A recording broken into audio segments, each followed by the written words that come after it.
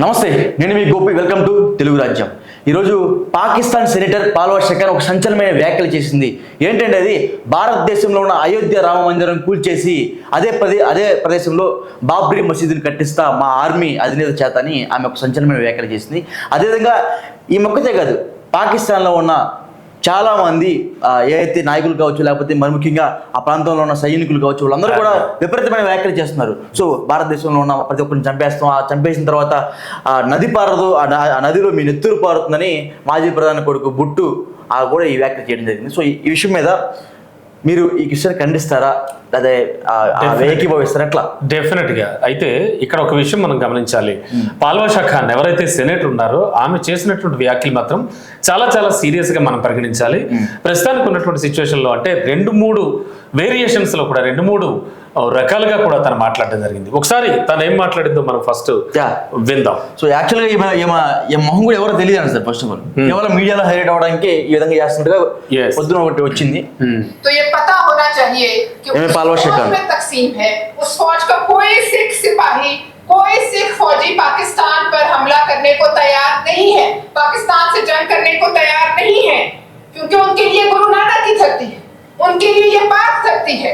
इस धरती के चप्पे चप्पे पे गुरु नानक के कदम पड़े और ये यहाँ पे सिखों के जो लीडर हैं गुरपतवंत सिंह पन्नू, उनकी जुर्रत को सलाम पेश करना चाहिए हमें हाउस को, जिन्होंने कहा है कि ఓకే గోపి, చూస్తున్నాం గురు నానక్ అంటే సిక్కుల పరమ పవిత్రమైన గురువైనటువంటి గురు నానక్ జన్మించిన ప్రదేశం లాహోర్, పాకిస్తాన్ లో లాహోర్. మరి ఆ లాహోర్ లో జన్మించినటువంటి ఆయన శిష్యులైనటువంటి వీళ్ళందరూ కూడా అంటే సిక్కులకు చెందిన సోల్జర్స్ ఎవరు కూడా ఇక్కడ దండయాత్ర చేయడానికి, ఇక్కడ దాడి చేయడానికి కూడా రారు ఎట్టి పరిస్థితుల్లో. ఎందుకంటే ఆ వాళ్ళందరూ భారతీయులు ఖచ్చితంగా ముందుకు వస్తారు కదా. కానీ మతాల విద్వేషం తెచ్చుకుంటే విధంగా మాట్లాడుతుంటే అందరూ కూడా నమ్ముతారంటారా?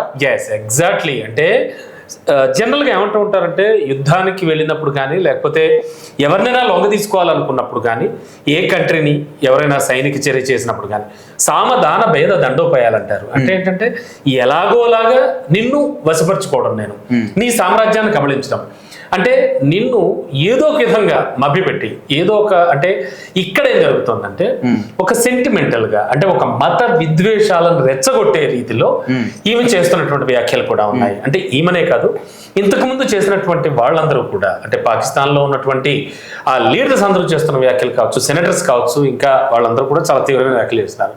ఇన్ఫాక్ట్ ఈమె అన్న దాంట్లో ఆ బాబ్రీ మసీదుని ఎట్టి పరిస్థితుల్లో అక్కడ అయోధ్య పవిత్రమైన రామ మందిరాన్ని పడగొట్టి అక్కడ ఇటుక పెట్టి ఆ తొలి ఇటుక వాళ్ళ ధైర్యం ఏంటి సార్? నాకు అర్థం కావట్లా. ఏంటి కారు కొత్తలా పిచ్చి కొత్తలా ఏంటి వాళ్ళ ధైర్యం? ఇంతకు మించి అనుకోవచ్చు గోపి, ఎందుకంటే వాళ్ళ దగ్గర చేతగానే మాట్లాడారా? ఏమీ లేదు. ఇప్పుడు ఒక్క మొరలో అంటారు. ఎగ్జాక్ట్లీ. అంటే ఎగ్జాక్ట్లీ వీళ్ళ దగ్గర ప్రెసెంట్ మొత్తం ఆల్మోస్ట్ వాళ్ళు బైండ్ ఓవర్ అయిపోవాలి, అంటే లొంగిపోవాలి. కానీ ఒక పక్క వాళ్ళకి విపరీతమైన పొగరు, విపరీతంగా మనని కవ్వింపు చర్యలకు అంటే దాడి జరిగిన తర్వాత కూడా అక్కడ పెహల్గాం దాడి జరిగిన అనంతరం కూడా ఇంకా సరిహద్దు వెంబడి కాల్పులు జరుగుతూనే ఉన్నాయి. అండ్ మోర్ ఓవర్ ఏంటంటే వాళ్ళ చీఫ్ ఎవరైతే ఉన్నారో ఆర్మీ చీఫ్, మొత్తం అంతా ఆర్మీ గుప్పెట్లోనే ఉంటున్నారు తెలుసు కదా, ఆర్మీ చీఫ్ కూడా అడ్రస్ లేకుండా ఉన్నాడు. అసలు వాళ్ళ భార్య పిల్లలను కూడా వేరే దేశం తరలించాడు. వాళ్ళు సేఫ్టీగా ఉండాలి, తను మాత్రం ప్రస్తుతానికి అడ్రస్ లేడు. కంబ్యాక్ టు ఈమె చేసినటువంటి వ్యాఖ్యలు చూస్తే కనుక అక్కడ తొలి ఆజాన్ కూడా చేస్తాం మేము, అంటే ఆ అయోధ్య రామ మందిరాన్ని పడగొట్టి ఆ ఇటుక పెట్టి army chief, where is your army chief? ఆయనే కనబడకుండా పోయాడు. అంటే ఆ వ్యాఖ్యలను బట్టి మనం అర్థం చేసుకోవచ్చు. ఇప్పుడున్నటువంటి సిచ్యువేషన్ లో పాక్ లో ఉన్న ప్రజలంతా భయంతో ఉడుకుతున్నారు. వీళ్ళకి తెలియదు, అంటే వీళ్ళకి ఎంతసేపు కూడా భారత్ని రెచ్చగొట్టే వ్యాఖ్యలు చేయాలి, భారత్ని ఎలాగోలా లొంగ తీసుకోవాలి, భారత్ నుంచి ఖచ్చితంగా దాడి జరిగేలా చూసుకోవాలి అనేటువంటి కొన్ని వీళ్ళ ఇంటెన్షన్స్ కూడా మనకు విద్వేషపూర్వమైన ఇవన్నీ కూడా చేస్తూ ఉన్నారు. ఆల్రెడీ నిన్న రాత్రే ప్రధాని మోడీ త్రివిధ దళాలతో ఒక సీరియస్ మీటింగ్ కూడా జరిపారు. దాంతో పాక్ మరింత పోసుకుంటుందని చెప్పాలి. అవునా? ఎస్, ఖచ్చితంగా. అంటే వాళ్ళందరికీ ఫుల్ పవర్స్ ఇస్తూ కూడా ప్రధాని మోడీ కొన్ని కీలక ఉత్తర్వులు కూడా జారీ చేశారు. ఆర్మీకి ఫ్రీ హ్యాండ్ ఇచ్చేశారు. ఎస్, మొత్తం ముగ్గురికి కూడా త్రివిధ దళాలు. ఓకే, వాళ్ళందరికీ కూడా వాళ్ళతో మీటింగ్ పెట్టి చెప్పడం జరిగింది. సో ఇలాంటివన్నీ తెలుస్తున్నాయి ఎప్పటికప్పుడు, చాలా భయం కంపితులైపోతున్నారు. కానీ మరోవైపు ఇలాంటి వ్యాఖ్యలు అంటే రెచ్చగొట్టే వ్యాఖ్యలు, అంటే ఒక రకంగా చెప్పాలంటే వాళ్ళ దేశ పౌరులను సమాయత్తం చేయడం, వాళ్ళ దేశ పౌరుల్ని కొంచెం అలర్ట్గా ఉండమని చెప్పడం. ఒకటే సార్, నా దేశంలోకి వచ్చి నా మతం అడిగి మరి చంపుతున్నారంటే మన దేశంలో గుంట లెక్క లేరంటారా? ఖచ్చితంగా మన దేశంలో డబ్బులు కమ్ముడు పెరిగి కుక్కలు లేరంటారా? ఎస్, ఆ కుక్కల వల్లే జరిగిందంతా ఇది. ఓపెన్ గా మాట్లాడుకోవాలంటే కనుక చివరికి వీళ్ళు ఇండియాకు సంబంధించినంత వరకు కూడా, భారత్ కు సంబంధించినంత వరకు కూడా వెంట్రుక మొక్క కూడా పీకలేరు వీళ్ళు చివరికి. జరగబోయచ్చు. మరి పాకిస్తాన్ మాజీ ప్రధానమంత్రి కొడుకు బుట్టు ఏమన్నారంటే నది జలాలు ఆపేస్తే ఆ నది జలాల్లో మీ నెత్తురు పారుతుందని ఏ ధైర్యంతో అన్నారు సార్? అంటే భయపెట్టడం. వాళ్ళు ఆల్రెడీ చాలా చాలా మిసైల్స్ కానీ చాలా వరకు కూడా కొన్ని అక్కడ వాళ్ళు ప్రయోగాలు చేస్తూ ఉన్నారు. అంటే మేము ఇది మా దగ్గర ఇన్ని ఉన్నాయి అని చెప్పడం.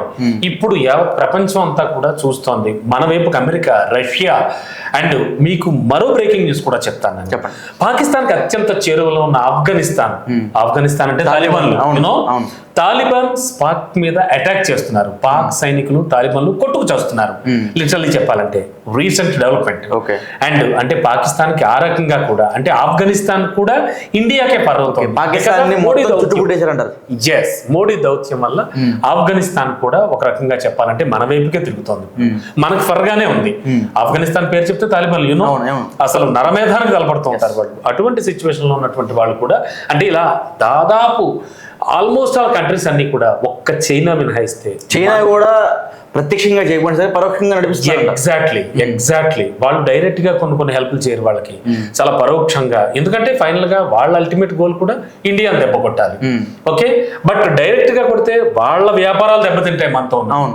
సో ఇలాంటి ఆలోచనలు కూడా. బట్ ఇటువంటి వ్యాఖ్యలు మాత్రం ఖచ్చితంగా వీళ్ళు ఎవరైనా సరే కనీసం ఇండియా నుంచి వచ్చేటువంటి గాలినైనా తాగగలరా వీళ్ళు? ఆ గాలి కూడా పవర్ఫుల్ గా ఉంటుంది మంది. అంటే చిన్న ఎగ్జాంపుల్ చెప్తున్నా, అణువణువు కణకణం కూడా ప్రతి ఒక్కళ్ళలో మరుగుతోంది ఇండియన్స్ లో. అఫ్ కోర్స్ ఇదంతా కూడా చాలా సైలెంట్ గా అబ్జర్వ్ చేస్తూ ఉన్నారు ఎంతో విజ్ఞత కలిగిన ఇండియన్స్. అంటే ఒకటిసారి నిన్న నైట్ ఒక సమగ్రమైన సమాచారం బయట నుంచి రావడం జరిగింది. ఏంటంటే అది విజయవాడలో కూడా ఈ పాకిస్తాన్ టెర్రరిస్టుల కదలికలు కనబడుతున్నాయి. హైదరాబాద్ లో కూడా ఉన్నారు. సుమారు 200 పై మందిగా ఇక్కడ నివసిస్తున్నారు. పాకిస్తానీ నివాసులు చాలా మంది ఉన్నారు గోపి. వీళ్ళు కాకుండా టెర్రరిస్టుల కదలికలు, మీరు విజయవాడ అంటారు, 2 టైర్ సిటీస్ ఉంటాయి. అంటే ఇటు వరంగల్ కానీ అటు కాకినాడ కానీ, అలాగే ఇంకా చాలా ప్లేసెస్ ఉంటాయి. అటు మన కడప వైపు చూసుకుంటే, రాయలసీమ వైపు కూడా చాలా చాలా 2 టైర్ సిటీస్ లో కూడా ఈ ఉగ్రవాదుల కదలికలు ఉన్నట్టుగా కూడా మన వాళ్ళు గమనిస్తూ ఉన్నారు. మోరోవర్ పాకిస్తానీస్. సో ఖచ్చితంగా దాడి వెనుక వాళ్ళ హస్తం ఉంది. ఉగ్రవాదాన్ని పెంచి పోషిస్తోంది పాకిస్తాన్ అని తెలుసు. బట్ దానికి అంటే ఆల్రెడీ అక్కడ ఆర్మీ పరిపాలన కొనసాగుతూ ఉంటుంది. ఆర్మీకి ఫుల్ కంట్రోలింగ్ ఉంటుంది.